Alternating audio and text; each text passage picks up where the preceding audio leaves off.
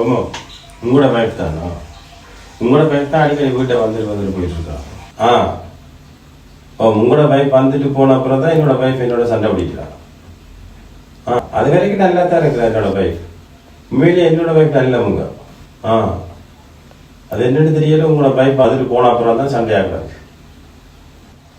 பிறகு உங்களோட வைஃப் வந்து அடிக்கடி என்னோட வைஃபோட கால் பண்ணி கதைச்சிட்டு இருக்கிறா.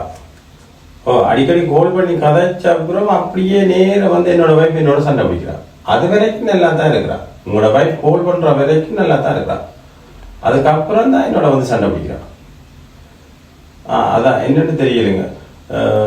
ஒருக்கா சொல்லி விடுங்க உங்களோட வைஃபுக்கு அடிக்கடி எங்களை வீட்டை வர வேண்டாமன்னு சொல்லியும் அடிக்கடி கால் பண்ணி கதைக்க வேண்டாமன்னு சொல்லுங்க.